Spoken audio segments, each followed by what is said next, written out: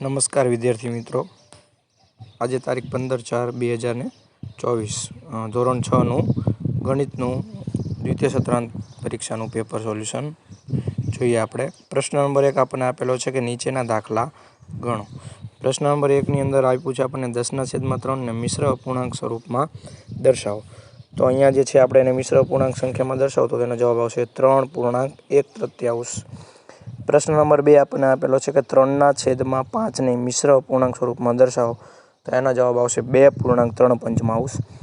ત્રીજો આપણને આપ્યો છે કે 1.2/3 ને અશુદ્ધ અપૂર્ણાંક સ્વરૂપમાં દર્શાવો તો આપણે જોઈશું કે 3 × 3, 3માં 2 ઉમેરીએ તો 5, તો અંશમાં આવશે 5 અને છેદ 3 એમના એમ, તો જવાબ આવશે 5/3। એવી જ રીતે 2.3/4 ને અશુદ્ધ અપૂર્ણાંક સ્વરૂપમાં દર્શાવવાનું કીએ આપણને તો એનો જવાબ આવશે 11/4। એના પછી પ્રશ્ન નંબર 2 આપણને આપેલો છે કે માગ્યા મુજબ જવાબ આપો। 3/5 એમાંથી આપણે શું બાદ કરીએ તો જવાબ 3/5 આવશે, તો એનો જવાબ આવશે 0। એના પછી જે છે પ્રશ્ન નંબર 2 આપણને આપેલો છે 5/7 -2/7 બરાબર જવાબ આવશે 3/7। એના પછી પ્રશ્ન નંબર 3 એમાં જવાબ આપણને આપેલો છે, પ્રશ્ન આપેલો છે 2/3 ભાગ્યા 1/3, તો બંનેનો આપણે ભાગાકાર કરીએ તો આપણને જવાબ જે છે પ્લસ આપ્યો છે 2/3 + 1/3 બરાબર બંનેનો સરવાળો કરીએ તો જવાબ આવશે 1। એવી રીતે પ્રશ્ન નંબર 4 આપેલો છે 2/3 વત્તા મતલબ કે 2/3માં શું ઉમેરીએ તો જવાબ 4/3 આવે, તો જવાબ એ જ આવશે 2/3, એ જ ઉમેરીએ તો 4/3 આવશે। એવી રીતે પ્રશ્ન નંબર 2 અને એનો બ આપણને આપેલો છે કે નીચેના દાખલા ગણો। એમાં પહેલું આપણને આપ્યું છે કે સીતાએ 3/5 મીટર રિબીન ખરીદી અને ગીતાએ 1/5 મીટર રિબીન ખરીદી, તો આપણે બંનેનો સરવાળો કરીશું તો આપણને જવાબ 4/5 મળશે। એવી જ રીતે આપણે મીનાએ 4.1/3 કેક અને ટીનાએ 2.1/3 કેક જે છે એ બંનેને આપવામાં આવી તો કુલ કેટલી કેક પૂછીએ તો આપણે બંનેનો સરવાળો કરીએ તો જવાબ આવશે 20/3 એટલે કે 6.2/3 જવાબ આવે। એવી રીતે ત્રીજો પ્રશ્ન આપણને આપેલો છે કે વાયરના 3/5 મીટર લાંબા ટુકડાને 2 ભાગ કરવામાં આવે અને જો એક ટુકડો 1/5 મીટર લાંબો છે, એટલે કે 3/5 મીટર છે એમાંથી હું 1/5 મીટર બાદ કરી દઉં તો જવાબ મને મળશે 2/5 મીટર, બીજા ટુકડાની લંબાઈ 2/5 મીટર। એવી જ રીતે પ્રશ્ન નંબર 3 આપેલો છે આપણને નીચે આપેલ સંખ્યામાંથી કઈ સંખ્યા મોટી છે, તો 0.3 કે 0.4, તો કે 0.4 મોટી કહેવાય। એવી જ રીતે બીજો આપણને આપ્યો છે કે 1.23 કે 1.2, તો એમાં જવાબ આવશે 1.23। ત્રીજો આપણને આપેલો છે 3.310 કે 3.300, તો 3.310 મોટા કહેવાય। એવી રીતે 1 કે 0.99, તો 1 જે છે એ મોટા કહેવાય। એ રીતે પ્રશ્ન નંબર 3 બ આપણને આપેલો છે કે દશાંશનો ઉપયોગ કરીને નીચેના પ્રશ્નનો જવાબ આપો। તો પહેલો પ્રશ્ન આપ્યો છે 50 પૈસાને રૂપિયામાં દર્શાવો, તો પૈસા છે એને રૂપિયામાં દર્શાવો હોય તો ભાગ્યા 100 કરવા પડે, તો કે 50 ભાગ્યા 100, તો 50 દુ 100, 1/2। અને એવી રીતે સેન્ટીમીટર છે 20 સેન્ટીમીટર, એને મીટરમાં દર્શાવવો હોય તો 20/100 કરી દો તો 20 × 50 1/5 આવી જશે ત્યાં। હવે પ્રશ્ન નંબર 4 આપણને આપેલો છે કે નીચેના દાખલા ગણો। એનો પહેલો પ્રશ્ન આપ્યો છે કે રાધિકાની માતાએ તેને 12.50 રૂપિયા અને તેના પિતાએ 17.25 રૂપિયા આપ્યા, તો અહીંયા આપણે કુલ રકમ શોધવા માટે બેનો સરવાળો કરીશું તો જવાબ આપણને મળશે 29.75 રૂપિયા। એવી રીતે બીજો દાખલો આપણને આપેલો છે કે રાહુલે એક પેન ખરીદવા 11.50 અને પેન્સિલ ખરીદવા 5.50 રૂપિયા ખર્ચા, તો કુલ રૂપિયા શોધવા હોય તો બંનેનો સરવાળો કરીશું તો 17 રૂપિયા આવશે। એવી જ રીતે અનિલ પાસે 10.50 રૂપિયા હતા અને તેને 8.50 રૂપિયાની ચોકલેટ ખરીદી, તો 10.50 - હું 8.50 કરીશ તો મને જવાબ મળશે 2 રૂપિયા। એવી રીતે ચોથો આપણને આપ્યો છે કે ધારા પાસે 16.50 રૂપિયા હતા, તેણે 12.30 રૂપિયાનો એક કંપાસ ખરીદ્યો, તો હવે તેની પાસે કેટલા રૂપિયા રહ્યા છે, તો જવાબ આવશે 4.20 રૂપિયા। એવી રીતે આગળનો પ્રશ્ન નંબર 5 માગ્યા મુજબ જવાબ આપણને કીધું છે, માગ્યા મુજબ જવાબ આપો। આપણે કોષ્ટક જે છે એ આપેલું છે અને એની અંદર આપણને કીધું છે કે પહેલા પ્રશ્નમાં કે કેટલા વિદ્યાર્થીઓએ 7 કે તેથી વધુ ગુણ મેળવ્યા, એટલે 7 અથવા 7 કરતાં વધારે ગુણ મેળવે એવા વિદ્યાર્થીની સંખ્યા કેટલી, તો કે 7 વિદ્યાર્થીઓ. એના પછી બીજો કીધું છે કે 4થી ઓછા ગુણ મેળવ્યા હોય એવા વિદ્યાર્થીની સંખ્યા 4 કરતાં ઓછા કીધું છે આપણને, 4 લેવાના નથી, એટલે 4થી ઓછા ગુણ મેળવે એવા 6 વિદ્યાર્થીઓ છે અહીંયા, તો જવાબ આવશે 6. બીજો પ્રશ્ન આપેલો છે કે ધોરણ 6ના 20 વિદ્યાર્થીઓ આપણને આપેલા છે અને આપણે એને આવૃત્તિ કોષ્ટક જે છે એના સ્વરૂપે આપણે દર્શાવવાનું છે. તો પહેલો પ્રશ્ન આવૃત્તિ કોષ્ટક આપણે દર્શાવી દેવાનું છે. એની અંદર આપણે મીઠાઈ જે છે એના નામ લાડુ, જલેબી, બરફી, 3 આપણને મીઠાઈઓ આપેલી છે, 3 મીઠાઈના નામ લખી દેવાના છે. બાજુમાં આપણે આવૃત્તિ ચિહ્ન દર્શાવવાનું છે અને ત્રીજું ખાનું જે છે આવૃત્તિની સંખ્યા. તો એની અંદરથી આપણે બીજા પ્રશ્નનો જવાબ આપીએ કે કઈ મીઠાઈ વિદ્યાર્થીઓને સૌથી વધુ પસંદ છે, તો કે એની અંદર જવાબ આવશે લાડુ. અને બીજો પ્રશ્ન આપ્યો છે કે લાડુ કેટલા વિદ્યાર્થીઓને પસંદ છે, તો આપણે લાડુવાળા વિદ્યાર્થીઓ ગણીએ તો 10 વિદ્યાર્થીઓ થશે, તો 10 વિદ્યાર્થીઓને લાડુ પસંદ છે. એવી રીતે પ્રશ્ન નંબર 6 આપણને આપ્યો છે કે નીચેના ચિત્ર આલેખનું અવલોકન કરી પ્રશ્નના જવાબ આપો. એમાં આપણને ચિત્રનું અવલોકન આપ્યું છે, એમાં ગામ આપ્યા છે, પછી એમાં ટ્રેક્ટરની સંખ્યા આપી છે. તો 5 ગામ આપ્યા છે આપણને, ગામ A, ગામ B, ગામ C, ગામ D અને ગામ E, 5 ગામ આપેલા છે. એમાંથી આપણે પ્રશ્નનો જવાબ આપવાના છે. તો પહેલો પ્રશ્ન આપ્યો છે કે કયા ગામમાં સૌથી ઓછી સંખ્યામાં ટ્રેક્ટર છે, તો જોઈશું આપણે કે ભાઈ ગામ D જે છે એમાં 3 જ ટ્રેક્ટર છે, તો ગામ D આવશે. એના પછી આપ્યું છે કે કયા ગામમાં સૌથી વધારે ટ્રેક્ટર છે, તો કયા ગામમાં વધારે ટ્રેક્ટર છે, તો કે ગામ Cની અંદર સૌથી વધારે ટ્રેક્ટર આપેલા છે. એના પછી આપ્યું છે B ગામની સંખ્યામાં C ગામમાં કેટલા વધારે ટ્રેક્ટર છે, તો કે B અને C આપણે જોઈશું તો એની અંદર 3 ટ્રેક્ટર જે છે એ ગામ Cમાં વધારે છે. એવી રીતે આપણને ચોથો પ્રશ્ન આપ્યો છે કે આ 5 ગામમાં કુલ કેટલા ટ્રેક્ટર છે, 5 ગામમાં કુલ ટ્રેક્ટરનો સરવાળો કરીએ તો કેટલા આવશે, તો કે 27 ટ્રેક્ટર.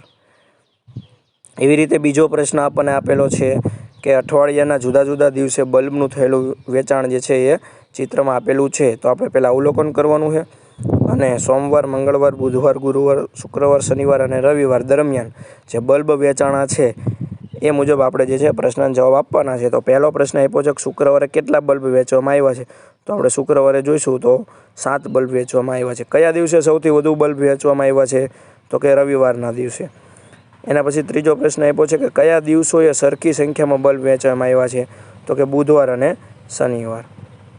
એના પછીનો પ્રશ્ન આપણને આપ્યો છે કે કયા દિવસે સૌથી ઓછા બલ્બ વેચાયા છે, તો કે બુધવાર અને શનિવાર. એમાં પણ બુધ અને શનિ જ આવશે. એના પછી પ્રશ્ન નંબર 7 આપ્યો છે આપણને કે માગ્યા મુજબ જવાબ આપો. પહેલો પ્રશ્ન આપ્યો છે 4 સેન્ટીમીટર લંબાઈવાળા ચોરસની પરિમિતિ. ચોરસની એક બાજુની લંબાઈ જે છે એ 4 આપી છે, તો પરિમિતિમાં ચારેય બાજુનો સરવાળો કરી તો કે 4 × 4 આવશે 16, તો જવાબ આવશે 16.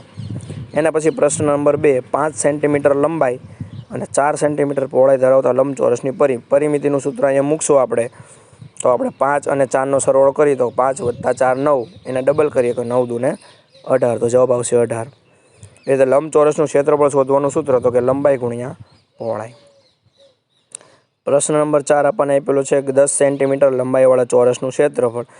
એક ચોરસ જે છે એની લંબાઈ આપી છે આપણને 10 સેન્ટીમીટર, તો આપણે એનું સૂત્ર મૂકશું તો કે લંબાઈનો વર્ગ એટલે કે 10નો વર્ગ કરશું તો 100 જવાબ આવશે. પ્રશ્ન નંબર 5 આપ્યો છે કે 40 સેન્ટીમીટર પરિમિતિ ધરાવતા ચોરસની પ્રત્યેક બાજુનું માપ કેટલું, એટલે કે એક ચોરસ આપ્યો છે એની બધી જ બાજુનો સરવાળો કરીએ તો 40 થાય છે, તો એક બાજુ કેટલી થાય, તો કે 10 + 10 + 10 4 વખત કરીએ તો જવાબ 40 મળે. એ રીતે પ્રશ્ન નંબર 7 આપ્યો છે કે માગ્યા મુજબ જવાબ આપો.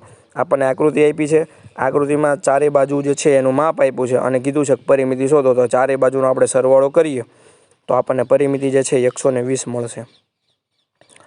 એના પછી બીજો પ્રશ્ન આપ્યો છે કે જેની દરેક બાજુની લંબાઈ 3 સેન્ટીમીટર છે તેવા નિયમિત પંચકોણ એટલે કે જેની 5 બાજુ હોય એવું.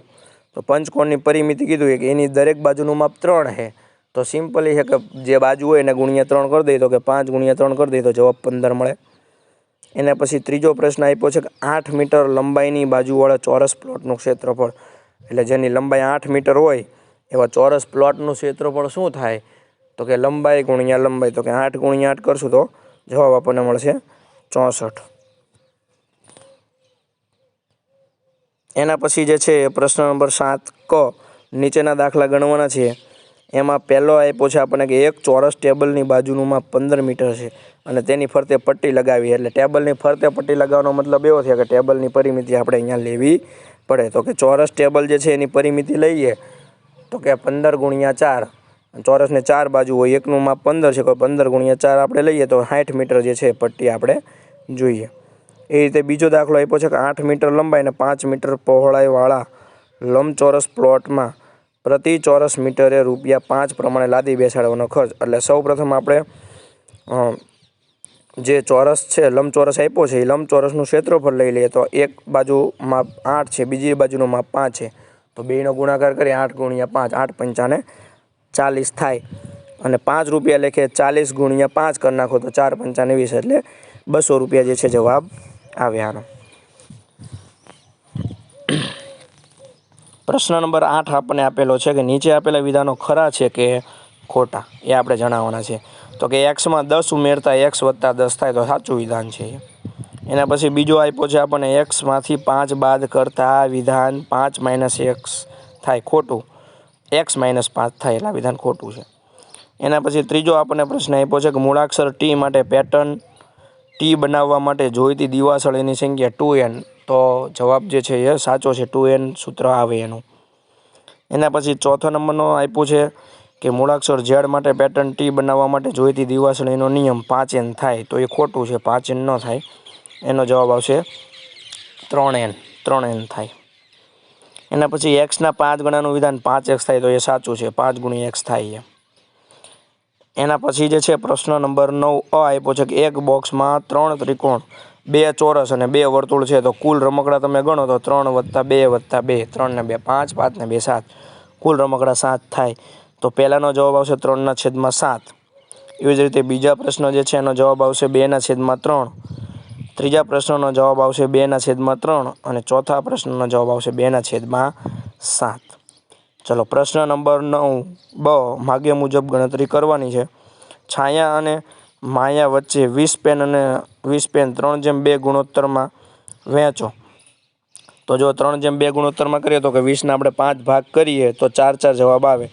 અને એ છાયા જે છે એને ત્રીજો ભાગ આપવામાં આવે છે, તો 20નો ત્રીજો ભાગ એટલે 12 થાય. અને માયા જે છે એને બીજો ભાગ આપવામાં આવે તો એનો બીજો ભાગ જે છે 8 થાય. ચલો એવી રીતે બીજા નંબરનો પ્રશ્ન આપ્યો છે 4, 6, 8, 12 સંખ્યાઓ પ્રમાણે છે કે નહીં. આપણે જે છે બધા વચ્ચે 2-2નો ગેપ છે. 4 + 2 6, 6 + 2 8, એટલે 4/6 કરો અને 8/12 કરો તો 2 દુ 4 અને 3 દુ 6, તો 2/3. એવી રીતે 8 છે, અહીંયા 4 દુ 8 અને 4 તેરી 12, અહીંયા પણ 2/3 આવે તો એ સંખ્યા જે છે પ્રમાણમાં છે એવું કહેવાય. એના પછી ત્રીજો પ્રશ્ન આપ્યો છે કે એક યંત્ર 5 દિવસમાં 40 બોક્સ બનાવે છે. તો 10 દિવસમાં 5 દિવસમાં જો 40 બોક્સ બનાવે તો 10 દિવસ ડબલ કરી દેવાય. તો 40ના ડબલ કરો તો 80 બોક્સ જવાબ આવશે. તો અહીંયા જે છે આ પેપર સોલ્યુશન પૂરું થાય છે. Thank you.